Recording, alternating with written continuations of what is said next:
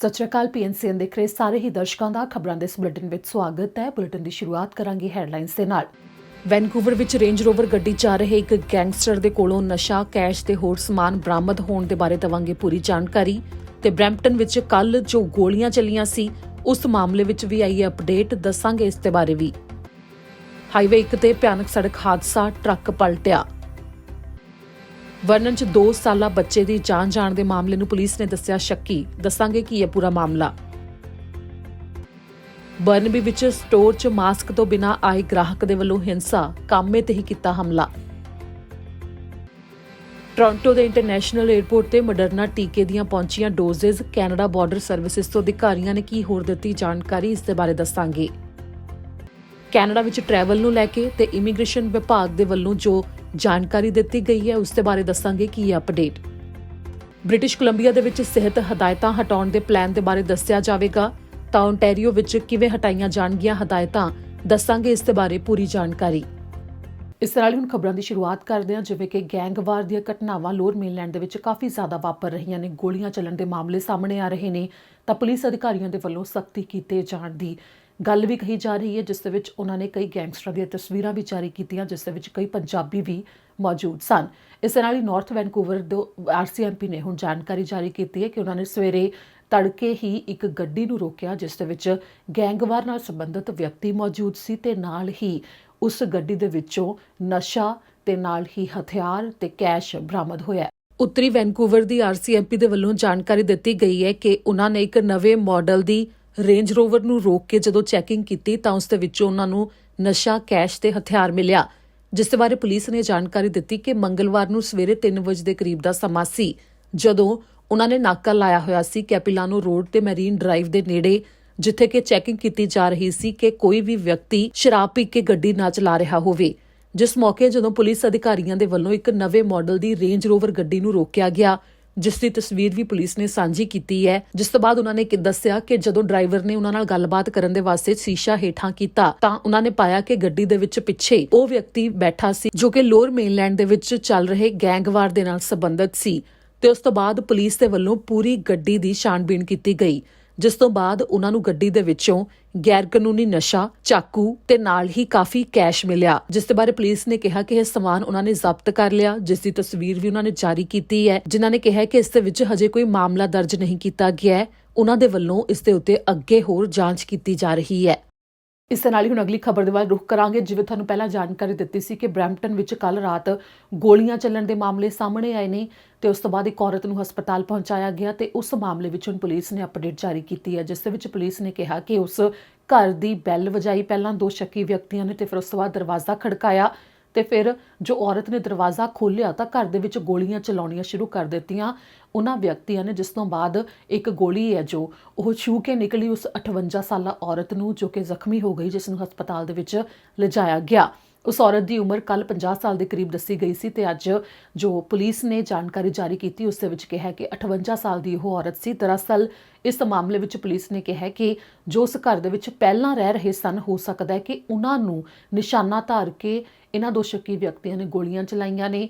ਇਸ ਦੇ ਵਿੱਚ ਜਿਨ੍ਹਾਂ ਦੇ ਉੱਤੇ ਹੁਣ ਗੋਲੀ ਚਲਾਈ ਗਈ ਸੀ ਉਸ ਔਰਤ ਨੂੰ ਨਿਸ਼ਾਨਾ ਗੋਲੀ ਚਲਾਉਣ ਦਾ ਨਹੀਂ ਬਣਾਇਆ ਗਿਆ ਸੀ ਤੇ ਇਸੇ ਕਰਕੇ ਉਹ ਬਚ ਵੀ ਗਈ ਤੇ ਇਸ ਤੋਂ ਬਾਅਦ ਉਸ ਦਾ ਇਲਾਜ ਚੱਲ ਰਿਹਾ ਹੈ। ਤੇ ਇਸ ਮਾਮਲੇ ਵਿੱਚ ਪੁਲਿਸ ਨੇ ਇੱਕ ਗੱਡੀ ਦੀ ਤਸਵੀਰ ਵੀ ਜਾਰੀ ਕੀਤੀ ਹੈ ਜੋ ਮੌਕੇ ਤੋਂ 2 ਵਿਅਕਤੀ ਉਸ ਦੇ ਵਿੱਚ ਫਰਾਰ ਹੋਏ ਤੇ ਦੋਵਾਂ ਵਿਅਕਤੀਆਂ ਦੇ ਬਾਰੇ ਜਾਣਕਾਰੀ ਵੀ ਸਾਂਝੀ ਕੀਤੀ ਗਈ ਹੈ ਕਿ ਦੋਵੇਂ ਏਸ਼ੀਅਨ ਵਿਅਕਤੀ ਨੇ, ਦੋਵਾਂ ਦੇ ਹੱਥ ਵਿੱਚ ਪਿਸਤੌਲਾਂ ਸਨ ਤੇ ਨਾਲ ਹੀ ਦੋਵਾਂ ਦਾ ਕੱਦ 5 ਫੁੱਟ 10 ਇੰਚ ਦੇ ਕਰੀਬ ਦੱਸਿਆ ਗਿਆ ਤੇ ਉਹਨਾਂ ਨੂੰ ਪੁਲਿਸ ਲੱਭ ਰਹੀ ਹੈ। ਪੀਲ ਪੁਲਿਸ ਨੇ ਕਿਹਾ ਕਿ ਜੇਕਰ ਉਹਨਾਂ ਦੇ ਬਾਰੇ ਜਾਂ ਜੋ ਤਸਵੀਰ ਸਾਂਝੀ ਕੀਤੀ ਗਈ ਹੈ ਉਸ ਗੱਡੀ ਦੇ ਬਾਰੇ ਕਿਸੇ ਨੂੰ ਕੋਈ ਜਾਣਕਾਰੀ ਮਿਲਦੀ ਹੈ ਤਾਂ ਤੁਰੰਤ 911 ਤੇ ਫੋਨ ਕਰਕੇ ਜਾਣਕਾਰੀ ਦਿੱਤੀ ਜਾਵੇ। ਅਗਲੀ ਖਬਰ ਹੈ ਕਿ ਡਰਾਈਵ BC ਦੇ ਵੱਲੋਂ ਜਾਣਕਾਰੀ ਸਾਂਝੀ ਕੀਤੀ ਗਈ, ਜਿਨ੍ਹਾਂ ਨੇ ਕਿਹਾ ਕਿ ਹਾਈਵੇ 1 ਦੇ ਉੱਤੇ ਭਿਆਨਕ ਹਾਦਸਾ ਵਾਪਰਿਆ, ਜਿਸ ਤੋਂ ਬਾਅਦ ਇੱਕ ਟਰੱਕ ਤਾਂ ਪਲਟ ਹੀ ਗਿਆ ਤੇ ਇਸ ਦੌਰਾਨ ਕਿਸੇ ਦੇ ਵੀ ਜ਼ਖਮੀ ਹੋਣ ਦੇ ਬਾਰੇ ਹਜੇ ਅਧਿਕਾਰੀਆਂ ਨੇ ਕੋਈ ਜਾਣਕਾਰੀ ਨਹੀਂ ਦਿੱਤੀ ਹੈ। ਉਹਨਾਂ ਨੇ ਕਿਹਾ ਕਿ ਉਹਨਾਂ ਦੇ ਵੱਲੋਂ ਜਾਂਚ ਕੀਤੀ ਜਾ ਰਹੀ ਹੈ। ਟਰੱਕ ਇਸ ਮੌਕੇ ਇੱਕ ਦੂਜੇ ਨਾਲ ਟਕਰਾਏ ਨੇ, ਜਿਸ ਦੇ ਕਰਕੇ ਹਾਦਸਾ ਵਾਪਰਿਆ, ਜਿਸ ਦੇ ਵਿੱਚ ਕਾਫੀ ਲੰਮਾ ਚਿਰ ਲੱਗਿਆ ਜਾਂਚ ਦੇ ਵਾਸਤੇ ਵੀ ਤੇ ਹਾਈਵੇ 1 ਨੂੰ ਕੁਝ ਦੇਰ ਦੇ ਵਾਸਤੇ ਬੰਦ ਵੀ ਕੀਤਾ ਗਿਆ ਸੀ। ਰੋਜਰਸ ਪਾਸ ਸਮਿਟ ਦੇ ਕੋਲ ਇਹ ਹਾਦਸਾ ਵਾਪਰਿਆ। ਇਸ ਦੇ ਬਾਰੇ ਜੇਕਰ ਕੋਈ ਹੋਰ ਜਾਣਕਾਰੀ ਸਾਹਮਣੇ ਆਉਂਦੀ ਹੈ ਤਾਂ ਤੁਹਾਨੂੰ ਦੱਸਾਂਗੇ। ਅਗਲੀ ਖਬਰ ਹੈ ਵਰਨਨ ਤੋਂ, ਜਿੱਥੇ ਕਿ ਇੱਕ 2 ਸਾਲਾ ਬੱਚਾ 3 ਮੰਜ਼ਿਲਾ ਇਮਾਰਤ ਤੋਂ ਹੇਠਾਂ ਡਿੱਗ ਗਿਆ। ਦਰਅਸਲ ਉਹ ਖਿੜਕੀ ਤੋਂ ਹੇਠਾਂ ਡਿੱਗਿਆ, ਜਿਸ ਤੋਂ ਬਾਅਦ ਬੱਚੇ ਨੂੰ ਹਸਪਤਾਲ ਪਹੁੰਚਾਇਆ ਗਿਆ, ਪਰ ਹਸਪਤਾਲ ਪਹੁੰਚ ਕੇ ਬੱਚੇ ਨੇ ਦਮ ਤੋੜ ਦਿੱਤਾ। ਓਕਾਨਾਗਨ ਸਿਟੀ ਦੇ ਵੱਲੋਂ ਵੀ ਇਸ ਦੇ ਬਾਰੇ ਜਾਣਕਾਰੀ ਜਾਰੀ ਕੀਤੀ ਗਈ ਤੇ ਪੁਲਿਸ ਨੇ ਕਿਹਾ ਕਿ ਇਸ ਮਾਮਲੇ ਦੇ ਵਿੱਚ ਉਹਨਾਂ ਦੇ ਵੱਲੋਂ ਜਾਂਚ ਕੀਤੀ ਜਾ ਰਹੀ ਹੈ। ਬੱਚੇ ਨੂੰ ਹਸਪਤਾਲ ਵੀ ਪਹੁੰਚਾਇਆ ਗਿਆ ਸੀ, ਬਚਾਉਣ ਦੀ ਬਹੁਤ ਕੋਸ਼ਿਸ਼ ਕੀਤੀ ਗਈ ਪਰ ਉਹ ਬਚ ਨਹੀਂ ਸਕਿਆ।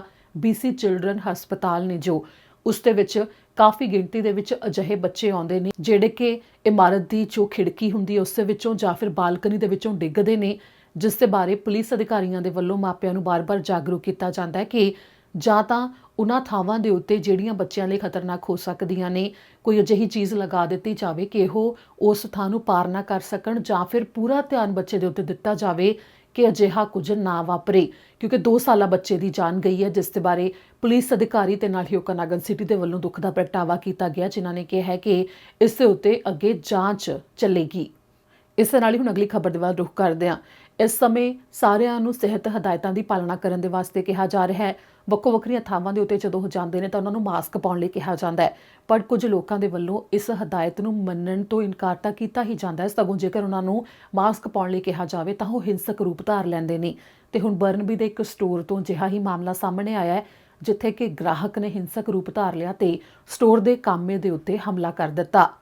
ਬ੍ਰਿਟਿਸ਼ ਕੋਲੰਬੀਆ ਦੇ ਬਰਨਬੀ ਦੇ ਵਿੱਚ ਇੱਕ ਹਿੰਸਕ ਮਾਮਲਾ ਉਸ ਸਮੇਂ ਵਾਪਰਿਆ ਜਦੋਂ ਇੱਕ ਵਿਅਕਤੀ ਸਟੋਰ ਦੇ ਵਿੱਚ ਪਹੁੰਚਿਆ ਜਿਸ ਨੇ ਕਿ ਮਾਸਕ ਨਹੀਂ ਪਾਇਆ ਹੋਇਆ ਸੀ, ਤੇ ਜਦੋਂ ਉਸ ਨੂੰ ਕਾਮੇ ਨੇ ਮਾਸਕ ਪਾਉਣ ਦੇ ਲਈ ਕਿਹਾ ਤਾਂ ਉਸ ਦੇ ਵੱਲੋਂ ਕਾਮੇ ਦੇ ਉੱਤੇ ਹਮਲਾ ਹੀ ਕਰ ਦਿੱਤਾ ਗਿਆ। ਇਸ ਦੌਰਾਨ ਅਧਿਕਾਰੀਆਂ ਨੇ ਜਾਣਕਾਰੀ ਦਿੱਤੀ ਹੈ ਕਿ ਹਮਲੇ ਦਾ ਇਹ ਮਾਮਲਾ ਰੀਟੇਲ ਸਟੋਰ ਦੇ ਵਿੱਚ ਵਾਪਰਿਆ, ਜੋ ਕਿ 1 ਐਵੇਨਿਊ ਤੇ ਬਾਉਂਡਰੀ ਰੋਡ ਦੇ ਨੇੜੇ ਦੁਪਹਿਰ ਦੇ 12:30 ਵਜੇ ਦੇ ਕਰੀਬ 8 ਮਈ ਨੂੰ ਵਾਪਰਿਆ। ਜਿਸ ਮੌਕੇ ਬਰਨਬੀ RCMP ਨੇ ਜਾਣਕਾਰੀ ਦਿੱਤੀ ਹੈ ਕਿ ਜੋ ਉਹ ਵਿਅਕਤੀ ਸੀ ਉਸਨੇ ਉਸ ਸਟੋਰ ਦੇ ਵਿੱਚ ਕਾਮੇ ਦੇ ਮੁੱਕੇ ਮਾਰਨੇ ਸ਼ੁਰੂ ਕਰ ਦਿੱਤੇ, ਜਦਕਿ ਉਹ ਕਾਮਾ ਬੁਰੀ ਤਰ੍ਹਾਂ ਜ਼ਖਮੀ ਹੋ ਕੇ ਹੇਠਾਂ ਡਿੱਗ ਗਿਆ ਸੀ। ਫਿਰ ਵੀ ਉਹ ਵਿਅਕਤੀ ਉਸ ਨੂੰ ਮਾਰਦਾ ਰਿਹਾ ਤੇ ਜਦੋਂ ਇੱਕ ਹੋਰ ਕਾਮੇ ਨੇ ਉਸ ਕਾਮੇ ਦੇ ਉੱਤੇ ਕੀਤੇ ਜਾ ਰਹੇ ਹਮਲੇ ਨੂੰ ਹਟਾਉਣ ਦੀ ਕੋਸ਼ਿਸ਼ ਕੀਤੀ ਤਾਂ ਉਸ ਵਿਅਕਤੀ ਨੇ ਚਾਕੂ ਦੇ ਨਾਲ ਉਸ ਨੂੰ ਜਾਨ ਤੋਂ ਮਾਰਨ ਦੀ ਧਮਕੀ ਦਿੱਤੀ, ਜਿਸ ਤੋਂ ਬਾਅਦ ਜਾਣ ਲੱਗਿਆ ਸਟੋਰ ਦੇ ਵਿੱਚੋਂ ਹੀ ਕੁਝ ਸਮਾਨ ਚੱਕ ਕੇ ਉਹਨਾਂ ਦੇ ਸ਼ੀਸ਼ੇ ਦੇ ਉੱਤੇ ਮਾਰ ਗਿਆ ਤੇ ਉਸ ਨੂੰ ਤੋੜ ਗਿਆ। ਤੇ ਹੁਣ ਇਸ ਮਾਮਲੇ ਤੋਂ ਬਾਅਦ ਅੱਜ ਯਾਨੀ ਕਿ ਵੀਰਵਾਰ ਨੂੰ ਕਰੀਬ 2 ਹਫ਼ਤੇ ਦਾ ਸਮਾਂ ਹੋ ਗਿਆ ਜਦੋਂ ਪੁਲਿਸ ਨੇ ਉਸ ਵਿਅਕਤੀ ਦੀ ਤਸਵੀਰ ਜਾਰੀ ਕੀਤੀ ਹੈ ਤੇ ਉਸ ਨੂੰ ਪਛਾਣਨ ਦੇ ਵਾਸਤੇ ਸਹਿਯੋਗ ਦੀ ਮੰਗ ਕੀਤੀ ਹੈ। ਪੁਲਿਸ ਨੇ ਕਿਹਾ ਕਿ ਜੇਕਰ ਇਸ ਵਿਅਕਤੀ ਨੂੰ ਕੋਈ ਵੀ ਪਛਾਣਦਾ ਹੋਵੇ ਤਾਂ ਬਰਨਬੀ RCMP ਦੇ ਨਾਲ ਸਿੱਧਾ ਸੰਪਰਕ ਕੀਤਾ ਜਾ ਸਕਦਾ ਹੈ, ਜਿਨ੍ਹਾਂ ਦੇ ਨਾਲ 604 646 9999 ਦੇ ਉੱਤੇ ਸੰਪਰਕ ਕਰਕੇ ਜਾਣਕਾਰੀ ਦਿੱਤੀ ਜਾ ਸਕਦੀ ਹੈ। ਇਸ ਦੇ ਨਾਲ ਅਗਲੀ ਖਬਰ ਹੈ ਕਿ ਕੈਨੇਡਾ ਬਾਰਡਰ ਸਰਵਿਸਿਜ਼ ਅਧਿਕਾਰੀਆਂ ਨੇ ਜਾਣਕਾਰੀ ਜਾਰੀ ਕੀਤੀ ਹੈ, ਜਿਸ ਦੇ ਵਿੱਚ ਅਧਿਕਾਰੀਆਂ ਨੇ ਇੱਥੇ ਦੱਸਿਆ ਹੈ ਕਿ ਮੋਡਰਨਾ ਦੀਆਂ ਡੋਜ਼ਜ਼ ਨੇ ਜੋ ਉਹ ਕੈਨੇਡਾ ਦੇ ਵਿੱਚ ਪਹੁੰਚੀਆਂ ਨੇ। ਤਸਵੀਰ ਵੀ ਉਹਨਾਂ ਨੇ ਜਾਰੀ ਕੀਤੀ ਹੈ। Pearson international airport Toronto airport ਦੀ ਤਸਵੀਰ ਹੈ, ਜਿੱਥੇ ਕਿ ਜਦੋਂ ਇਹ ਡੋਜ਼ਸ ਪਹੁੰਚੀਆਂ ਤਾਂ ਉਸ ਤੋਂ ਬਾਅਦ ਅੱਗੇ ਉਹਨਾਂ ਨੂੰ ਹਰੀ ਝੰਡੀ ਦਿੱਤੀ ਗਈ ਦੇਸ਼ ਦੇ ਵਿੱਚ ਆਉਣ ਦੇ ਵਾਸਤੇ। ਤਾਂ ਬਾਰਡਰ ਸਰਵਿਸਿਜ਼ ਅਧਿਕਾਰੀਆਂ ਨੇ ਇਸ ਦੀ ਜਾਣਕਾਰੀ ਸਾਂਝੀ ਕੀਤੀ ਹੈ। ਕੈਨੇਡਾ ਭਰ ਵਿੱਚ COVID-19 ਦੇ ਟੀਕੇ ਲਗਾਉਣ ਨੂੰ ਲੈ ਕੇ ਵੱਡੇ ਪੱਧਰ ਦੇ ਉੱਤੇ ਇਸ ਸਮੇਂ ਜੋ ਪ੍ਰਕਿਰਿਆ ਚੱਲ ਰਹੀ ਹੈ, ਜਿਸ ਦੇ ਵਾਸਤੇ ਪੁਲਿਸ ਤੋਂ ਲੈ ਕੇ ਰਾਜਨੀਤਿਕ ਆਗੂਆਂ ਦੇ ਵੱਲੋਂ ਲਗਾਤਾਰ ਕਿਹਾ ਜਾ ਰਿਹਾ ਹੈ ਕਿ ਹਰ ਕੋਈ ਟੀਕਾ ਜ਼ਰੂਰ ਲਗਵਾਵੇ ਤੇ ਰਜਿਸਟਰ ਕਰ ਦੇਵੇ, ਜਿਸ ਤੋਂ ਬਾਅਦ ਜਿੰਨੀ ਜ਼ਿਆਦਾ ਵੱਡੀ ਗਿਣਤੀ ਦੇ ਵਿੱਚ ਟੀਕੇ ਲੱਗਦੇ ਜਾਣਗੇ ਤਾਂ ਉਨੀ ਹੀ ਤੇਜ਼ੀ ਦੇ ਨਾਲ ਉਹ ਸਮਾਂ ਨੇੜੇ ਆਉਂਦਾ ਜਾਵੇਗਾ ਜਦੋਂ ਕੈਨੇਡਾ ਦੇ ਵਿੱਚ ਸਿਹਤ ਸੰਬੰਧੀ ਹਦਾਇਤਾਂ 'ਚ ਢਿੱਲ ਦਿੱਤੀ ਜਾਵੇਗੀ। ਇਸ ਦੇ ਨਾਲ ਅਗਲੀ ਖਬਰ ਦੇ ਵੱਲ ਰੁਖ ਕਰਾਂਗੇ। ਕੈਨੇਡਾ ਦੇ ਵੱਲੋਂ ਅੱਜ ਖਾਸ ਐਲਾਨ ਕੀਤਾ ਗਿਆ ਕਿ ਜੋ ਟਰੈਵਲ ਨੂੰ ਲੈ ਕੇ ਰੋਕ ਹੈ ਉਹ 21 ਮਈ ਤੱਕ ਲਾਗੂ ਕੀਤੀ ਗਈ ਸੀ, ਪਰ ਇਸ ਨੂੰ ਹੁਣ ਹੋਰ 1 ਮਹੀਨੇ ਦੇ ਵਾਸਤੇ ਵਧਾ ਦਿੱਤਾ ਗਿਆ। ਕੈਨੇਡਾ ਨੇ ਐਲਾਨ ਕਰ ਦਿੱਤਾ ਹੈ ਕਿ ਬਾਕੀ ਦੇਸ਼ਾਂ ਦੇ ਵਾਸਤੇ ਜੋ ਇਸ ਸਮੇਂ ਟਰੈਵਲ ਨੂੰ ਲੈ ਕੇ ਰੋਕ ਲਾਈ ਹੋਈ ਹੈ ਉਸ ਦੇ ਵਿੱਚ 1 ਮਹੀਨੇ ਦਾ ਸਮਾਂ ਹੋਰ ਵਧਾ ਦਿੱਤਾ ਗਿਆ ਹੈ। ਫਿਲਹਾਲ 21 ਮਈ ਤੱਕ ਇਹ ਰੋਕ ਲਾਗੂ ਸੀ, ਜਿਸ ਨੂੰ ਹੁਣ ਜੂਨ 21 ਤੱਕ ਕਰ ਦਿੱਤਾ ਗਿਆ ਹੈ। ਨਾ ਸਿਰਫ ਹੋਰ ਦੇਸ਼ਾਂ ਦੇ ਵਾਸਤੇ ਸਗੋਂ ਕੈਨੇਡਾ ਤੇ ਅਮਰੀਕਾ ਦੇ ਵਾਸਤੇ ਵੀ ਟਰੈਵਲ ਦੇ ਵਿੱਚ ਜੋ ਰੋਕ ਹੈ ਉਸ ਨੂੰ ਜੂਨ 21 ਤੱਕ ਕਰ ਦਿੱਤਾ ਗਿਆ ਹੈ। ਦਰਅਸਲ ਇਹ ਸਿਰਫ ਗੈਰ ਜ਼ਰੂਰੀ ਟਰੈਵਲ ਹੈ ਜੋ ਉਸ ਦੇ ਵਾਸਤੇ ਰੋਕ ਹੈ, ਉਸ ਨੂੰ ਅੱਗੇ ਵਧਾਇਆ ਗਿਆ ਹੈ। ਜ਼ਰੂਰੀ ਕੰਮਾਂ ਦੇ ਵਾਸਤੇ ਟਰੈਵਲ ਕੀਤਾ ਜਾ ਸਕਦਾ ਹੈ, ਜਿਸ ਦੇ ਵਿੱਚ ਟਰੈਵਲ ਨੂੰ ਲੈ ਕੇ ਕੁਝ ਚੀਜ਼ਾਂ ਦੇ ਲਈ ਛੋਟ ਹੈ। ਉਹਨਾਂ ਤੋਂ ਇਲਾਵਾ ਬਾਕੀ ਹੋਰਾਂ ਦੇ ਵਾਸਤੇ ਕੈਨੇਡਾ ਦੇ ਵਿੱਚ ਆਉਣ ਨੂੰ ਉਸੇ ਤਰ੍ਹਾਂ ਮਨਾਹੀ ਜਾਰੀ ਰਹੇਗੀ ਜੋ ਪਹਿਲਾਂ ਤੋਂ ਰੋਕ ਲੱਗੀ ਹੋਈ ਹੈ। ਸਭ ਤੋਂ ਪਹਿਲਾਂ ਮਾਰਚ 21, 2020 ਦੇ ਵਿੱਚ ਇਸ ਦੇ ਬਾਰੇ ਐਲਾਨ ਹੋਇਆ ਸੀ ਜਦੋਂ ਅਮਰੀਕਾ ਤੇ ਕੈਨੇਡਾ ਦੇ ਬਾਰਡਰ ਬੰਦ ਕੀਤੇ ਗਏ ਸਨ ਤੇ ਹੋਰ ਦੇਸ਼ਾਂ ਦੇ ਵਾਸਤੇ ਕੈਨੇਡਾ ਨੇ ਟਰੈਵਲ ਨੂੰ ਲੈ ਕੇ ਹਦਾਇਤਾਂ ਲਾਗੂ ਕੀਤੀਆਂ ਸਨ ਤੇ ਉਦੋਂ ਤੋਂ ਹਰ ਮਹੀਨੇ ਇਸ ਰੋਕ ਨੂੰ ਲਗਾਤਾਰ ਵਧਾਇਆ ਜਾ ਰਿਹਾ ਹੈ ਤੇ ਜਿਵੇਂ ਕਿ ਹੁਣ ਮਈ 21 ਤੱਕ ਸੀ ਤੇ ਹੁਣ ਜੂਨ 21 ਤੱਕ ਇਹ ਰੋਕ ਲਾਗੂ ਕਰ ਦਿੱਤੀ ਗਈ ਹੈ। ਫਿਲਹਾਲ ਜਦੋਂ ਤੱਕ ਕੈਨੇਡਾ ਭਰ ਵਿੱਚ ਕੋਵਿਡ-19 ਦੇ ਮਾਮਲਿਆਂ ਦੇ ਉੱਤੇ ਕਾਬੂ ਨਹੀਂ ਪਾ ਲਿਆ ਜਾਂਦਾ ਕਿ ਕਾਫੀ ਗਿਣਤੀ ਘੱਟ ਤੱਕ ਆ ਜਾਵੇ ਤੇ ਨਾਲ ਹੀ ਇਸ ਬਾਰੇ ਪ੍ਰਧਾਨ ਮੰਤਰੀ ਜਸਟਿਨ ਟਰੂਡੋ ਦੇ ਵੱਲੋਂ ਜਿਵੇਂ ਕਿ ਕਿਹਾ ਜਾ ਚੁੱਕਿਆ ਹੈ ਕਿ ਜਦੋਂ ਤੱਕ 75% ਤੱਕ ਕੈਨੇਡਾ ਵਾਸੀਆਂ ਦੇ ਕੋਵਿਡ-19 ਦਾ ਟੀਕਾ ਨਹੀਂ ਲੱਗ ਜਾਂਦਾ ਉਦੋਂ ਤੱਕ ਟਰੈਵਲ ਦੇ ਉੱਤੇ ਜੋ ਰੋਕ ਹੈ ਉਸ ਨੂੰ ਹਟਾਉਣ ਦੇ ਬਾਰੇ ਵਿਚਾਰ ਨਹੀਂ ਕੀਤਾ ਜਾ ਸਕਦਾ, ਜਿਸ ਦੇ ਬਾਰੇ ਫਿਲਹਾਲ ਗੱਲਬਾਤ ਵੀ ਜਾਰੀ ਹੈ। ਮਾਹਰਾਂ ਦੇ ਵੱਲੋਂ ਵੀ ਇਸ ਦੇ ਉੱਤੇ ਗੱਲਬਾਤ ਤਾਂ ਕੀਤੀ ਜਾ ਰਹੀ ਹੈ ਤੇ ਰਣਨੀਤੀ ਬਣਾਈ ਜਾ ਰਹੀ ਹੈ ਕਿ ਆਖਿਰ ਮੁੜ ਤੋਂ ਟਰੈਵਲ ਕਿਵੇਂ ਤੇ ਕਦੋਂ ਤੋਂ ਖੋਲਣਾ ਹੈ। ਪਰ ਇਸ ਦੇ ਵਿੱਚ ਇਹ ਤਾਂ ਸਪਸ਼ਟ ਹੈ ਕਿ ਜਦੋਂ ਤੱਕ ਜ਼ਿਆਦਾ ਗਿਣਤੀ 'ਚ ਲੋਕਾਂ ਦੇ ਟੀਕੇ ਨਹੀਂ ਲੱਗ ਜਾਂਦੇ ਤੇ ਨਾਲ ਹੀ ਕੋਵਿਡ-19 ਦੇ ਮਾਮਲਿਆਂ ਦੀ ਗਿਣਤੀ ਹੇਠਾਂ ਨਹੀਂ ਆ ਜਾਂਦੀ, ਇਸ ਦੇ ਉੱਤੇ ਰੋਕ ਹਟਾਈ ਨਹੀਂ ਜਾ ਸਕਦੀ। ਤਾਂ ਉਧਰ ਜਿਵੇਂ ਕਿ ਵੱਖੋ ਵੱਖਰੇ ਸੂਬੇ ਇਸ ਸਮੇਂ ਫੈਸਲੇ ਲੈ ਰਹੇ ਨੇ ਕਿ ਕਿਸ ਤਰ੍ਹਾਂ ਮੁੜ ਤੋਂ ਹਦਾਇਤਾਂ ਨੇ ਜਿਹੜੀਆਂ ਹਟਾਈਆਂ ਜਾਣ ਤੇ ਸਿਹਤ ਹਦਾਇਤਾਂ ਦੇ ਹਟਾਉਣ ਨੂੰ ਲੈ ਕੇ ਰਣਨੀਤੀ ਬਣਾਈ ਜਾ ਰਹੀ ਹੈ। ਕਿਊਬੈਕ ਨੇ ਜੋ ਰਣਨੀਤੀ ਬਣਾਈ ਉਹ ਅਸੀਂ ਤੁਹਾਨੂੰ ਦੱਸਿਆ ਸੀ ਤੇ ਹੁਣ ਬ੍ਰਿਟਿਸ਼ ਕੋਲੰਬੀਆ ਸਰਕਾਰ ਨੇ ਐਲਾਨ ਕੀਤਾ ਜਿਨ੍ਹਾਂ ਦੇ ਵੱਲੋਂ ਮੰਗਲਵਾਰ ਨੂੰ ਰਣਨੀਤੀ ਦੱਸੀ ਜਾਵੇਗੀ ਕਿ ਕਿਵੇਂ ਵੱਖੋ ਵੱਖਰੇ ਪੜਾਅ ਹੋਣਗੇ ਜਿਨ੍ਹਾਂ ਦੇ ਤਹਿਤ ਸੂਬੇ ਦੇ ਵਿੱਚ ਸਿਹਤ ਹਦਾਇਤਾਂ ਹਟਾਈਆਂ ਜਾਣਗੀਆਂ ਤਾਂ ਕਿ ਆਮ ਵਰਗਾ ਮਾਹੌਲ ਹੋ ਸਕੇ।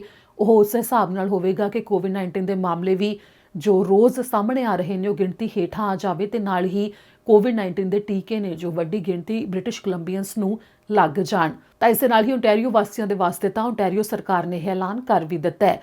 ਹੁਣ ਤੁਹਾਨੂੰ ਦੱਸਾਂਗੇ ਕਿ ਵੱਖੋ ਵੱਖਰੇ ਪੜਾਅ ਕੀ ਹੋਣਗੇ ਜਿਨ੍ਹਾਂ ਦੇ ਤਹਿਤ ਓਨਟਾਰੀਓ ਦੇ ਵਿੱਚ ਸਿਹਤ ਹਦਾਇਤਾਂ ਹਟਾ ਦਿੱਤੀਆਂ ਜਾਣਗੀਆਂ। ਓਨਟਾਰੀਓ ਸਰਕਾਰ ਦੇ ਵੱਲੋਂ ਰਣਨੀਤੀ ਦੱਸੀ ਗਈ ਹੈ ਜਿਸ ਦੇ ਵਿੱਚ ਵੱਖੋ ਵੱਖਰੇ 3 ਪੜਾਅ ਹੋਣਗੇ ਜਿਨ੍ਹਾਂ ਦੇ ਤਹਿਤ ਸਿਹਤ ਹਦਾਇਤਾਂ ਨੇ ਜੋ ਉਹਨਾਂ ਦੇ ਵਿੱਚ ਢਿੱਲ ਦੇਣੀ ਸ਼ੁਰੂ ਕੀਤੀ ਜਾਵੇਗੀ, ਜੋ ਕਿ 14 ਜੂਨ ਤੋਂ ਸ਼ੁਰੂ ਕੀਤਾ ਜਾ ਸਕਦਾ ਹੈ। ਜਿਸ ਦੇ ਵਿੱਚ ਜੋ ਪਹਿਲਾ ਪੜਾਅ ਹੈ ਉਸ ਦੇ ਵਿੱਚ ਕਿਹਾ ਗਿਆ ਕਿ ਇਜਾਜ਼ਤ ਮਿਲਣੀ ਸ਼ੁਰੂ ਹੋ ਜਾਵੇਗੀ ਕਿ ਕਰੀਬ 10 ਵਿਅਕਤੀ ਬਾਹਰ ਇਕੱਠੇ ਹੋ ਸਕਦੇ ਹੋਣਗੇ ਤੇ ਪੈਟੀਓ ਦੇ ਵਿੱਚ 4 ਤੱਕ ਵਿਅਕਤੀ ਇੱਕ ਟੇਬਲ ਦੇ ਉੱਤੇ ਬੈਠ ਕੇ ਇਕੱਠੇ ਖਾਣਾ ਖਾ ਸਕਣਗੇ। ਇਸ ਦੇ ਨਾਲ ਹੀ ਜੋ ਗੈਰ ਜ਼ਰੂਰੀ ਰੀਟੇਲ ਦੇ ਸਟੋਰ ਨੇ ਉਹ ਵੀ ਮੁੜ ਤੋਂ ਖੁੱਲ ਸਕਣਗੇ, ਪਰ ਉਸ ਦੇ ਵਿੱਚ ਇੱਕ ਸੀਮਤ ਸੀਮਾ ਹੋਵੇਗੀ ਕਿ ਸਿਰਫ 15% ਤੱਕ ਹੀ ਗ੍ਰਾਹਕ ਨੇ ਜੋ ਉੱਥੇ ਆ ਸਕਣਗੇ। ਤਾਂ ਉਸ ਤੋਂ ਬਾਅਦ ਜੋ ਦੂਜਾ ਪੜਾਅ ਹੈ ਉਸ ਤਹਿਤ ਇਹ ਹੋਵੇਗਾ ਕਿ ਪਹਿਲੇ ਪੜਾਅ ਦੇ ਨਾਲੋਂ 21 ਦਿਨ ਬਾਅਦ ਜੋ ਬਾਹਰ ਹੈ 25 ਦੀ ਗਿਣਤੀ ਤੱਕ ਵਿਅਕਤੀ ਇਕੱਠੇ ਹੋ ਸਕਣਗੇ ਤੇ ਜੋ ਆਊਟਡੋਰ ਖੇਡਾਂ ਨੇ ਉਹ ਵੀ ਹੋ ਸਕਣਗੀਆਂ ਤੇ ਨਾਲ ਹੀ ਜਿਹੜੀਆਂ ਕਿ ਵੱਖੋ ਵੱਖਰੀਆਂ ਸਰਵਿਸਿਜ਼ ਨੇ ਜਿਵੇਂ ਕਿ ਹੇਅਰ ਸੈਲੂਨ ਨੇ, ਕੁਝ ਅਜਿਹੀਆਂ ਸਰਵਿਸਿਜ਼ ਨੇ ਉਹਨਾਂ ਨੂੰ ਮੁੜ ਤੋਂ ਸ਼ੁਰੂ ਕਰਨ ਦੀ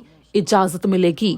ਤੇ ਦੂਜਾ ਕਦਮ ਜਦੋਂ ਚੁੱਕਿਆ ਜਾਵੇਗਾ ਤਾਂ ਉਸ ਤੋਂ ਬਾਅਦ ਤੀਜੇ ਪੜਾਅ ਦੀ ਸ਼ੁਰੂਆਤ ਕਰੀਬ 21 ਦਿਨ ਬਾਅਦ ਕੀਤੀ ਜਾਵੇਗੀ, ਜਿਸ ਦੇ ਵਿੱਚ ਇਹ ਸ਼ੁਰੂਆਤ ਉਦੋਂ ਹੋਵੇਗੀ ਜਦੋਂ 70 ਤੋਂ 80% ਤੱਕ ਓਨਟਾਰੀਓ ਵਾਸੀਆਂ ਦੇ ਕੋਵਿਡ-19 ਦੇ ਟੀਕੇ ਲੱਗ ਜਾਣਗੇ, ਜਿਸ ਤੋਂ ਬਾਅਦ ਵੱਡੇ ਇਕੱਠ ਬਾਹਰ ਕੀਤੇ ਜਾ ਸਕਣਗੇ। ਉਸ ਦੇ ਵਾਸਤੇ ਇਜਾਜ਼ਤ ਦੇ ਦਿੱਤੀ ਜਾਵੇਗੀ। ਇਸ ਦੇ ਨਾਲ ਹੀ ਅੰਦਰ ਵੀ ਜਿਹੜੀਆਂ ਖੇਡਾਂ ਹੁੰਦੀਆਂ ਨੇ ਉਹਨਾਂ ਨੂੰ ਖੋਲਣ ਦੀ ਇਜਾਜ਼ਤ ਵੀ ਦੇ ਦਿੱਤੀ ਜਾਵੇਗੀ। ਇਸ ਦੇ ਨਾਲ ਹੀ ਸਿਨੇਮਾ ਘਰ, ਮਿਊਜ਼ੀਅਮ, ਰੈਸਟੋਰੈਂਟ, ਬਫੇ, ਡਾਈਨ ਇਨ ਸਰਵਿਸ, ਕੈਸੀਨੋ ਤੇ ਨਾਲ ਹੀ ਹੋਰ ਜਿਹੜੀਆਂ ਸਰਵਿਸਿਜ਼ ਨੇ ਉਹਨਾਂ ਨੂੰ ਖੋਲਣ ਦੀ ਇਜਾਜ਼ਤ ਤੀਜੇ ਪੜਾਅ ਦੇ ਵਿੱਚ ਦੇ ਦਿੱਤੀ ਜਾਵੇਗੀ। ਇਸ ਦੇ ਬਾਰੇ ਓਨਟਾਰੀਓ ਸਰਕਾਰ ਨੇ ਅੱਜ ਜਾਣਕਾਰੀ ਦਿੱਤੀ ਹੈ, ਪਰ ਮੌਕੇ ਦੇ ਉੱਤੇ ਹਾਲਾਤ ਨੂੰ ਦੇਖਦੇ ਹੋਏ ਇਸ ਰਣਨੀਤੀ ਦੇ ਵਿੱਚ ਬਦਲਾਅ ਵੀ ਕੀਤੇ ਜਾ ਸਕਦੇ ਨੇ। ਅਗਲੀ ਖਬਰ ਹੈ ਕਿ ਸਾਊਥ ਸਰੀ ਦੇ ਵਿੱਚ ਅੱਜ ਇੱਕ ਬੇਰੀ ਦੇ ਫਾਰਮ ਨੂੰ ਅੱਗ ਲੱਗਣ ਦਾ ਮਾਮਲਾ ਸਾਹਮਣੇ ਆਇਆ। ਤੜਕੇ ਅੱਜ ਇਹ ਅੱਗ ਲੱਗੀ ਸੀ ਜਿਸ ਤੋਂ ਬਾਅਦ ਕਾਫੀ ਜ਼ਿਆਦਾ ਨੁਕਸਾਨ ਹੋਇਆ। ਸਾਊਥ ਸਰੀ ਦੇ ਵਿੱਚ ਬਲੂਬੇਰੀ ਫਾਰਮ ਨੂੰ ਭਿਆਨਕ ਅੱਗ ਲੱਗੀ ਹੈ, ਜਿਸ ਦੇ ਬਾਰੇ ਟੀਮਾਂ ਨੇ ਜਾਣਕਾਰੀ ਦਿੱਤੀ ਹੈ ਕਿ ਸਵੇਰੇ 2 ਵਜੇ ਦੇ ਕਰੀਬ ਉਹਨਾਂ ਨੂੰ ਅੱਗ ਦੇ ਬਾਰੇ ਪਤਾ ਲੱਗਿਆ ਤੇ ਉਹ ਅੱਗ ਬੁਝਾਉਣ ਦੇ ਲਈ ਪਹੁੰਚੇ। ਅਰਜਨ ਪ੍ਰਤਾਪ ਫਾਰਮ ਹੈ ਜਿਸ ਨੂੰ ਇਹ ਭਿਆਨਕ ਅੱਗ ਲੱਗੀ, ਜੋ ਕਿ ਕਿੰਗ ਜਾਰਜ ਬੁਲੇਵਾਰਡ ਦੇ ਉੱਤੇ ਕੋਲਬਰੂਕ ਰੋਡ ਦੇ ਨੇੜੇ ਮੌਜੂਦ ਹੈ। ਅੱਗ ਕਾਫੀ ਜ਼ਿਆਦਾ ਭਿਆਨਕ ਸੀ, ਜਿਸ ਮੌਕੇ ਕਾਲਾ ਸੰਘਣਾ ਧੂਆਂ ਕਾਫੀ ਦੇਰ ਤੱਕ ਉੱਥੋਂ ਨਿਕਲਦਾ ਹੋਇਆ ਦਿਖਾਈ ਦਿੱਤਾ, ਜਿੱਥੇ ਕਿ ਫਾਇਰ ਕ੍ਰਿਊ ਮੈਂਬਰਸ ਦੇ ਵੱਲੋਂ ਇਹ ਵੀ ਜਾਣਕਾਰੀ ਦਿੱਤੀ ਗਈ ਕਿ ਨੇੜੇ ਕੋਈ ਪਾਣੀ ਦੇ ਸਪਲਾਈ ਦਾ ਇੰਤਜ਼ਾਮ ਨਹੀਂ ਸੀ, ਜਿਸ ਕਰਕੇ ਉਹਨਾਂ ਨੂੰ 2000 ਫੁੱਟ ਤੱਕ ਦੀ ਪਾਈਪ ਪਾਉਣੀ ਪਈ ਤੇ ਉਹ ਉੱਥੇ ਪਾਣੀ ਲਿਆਂਦਾ ਗਿਆ, ਜਿਸ ਤੋਂ ਬਾਅਦ ਅੱਗ ਦੇ ਉੱਤੇ ਕਾਬੂ ਪਾਇਆ ਗਿਆ।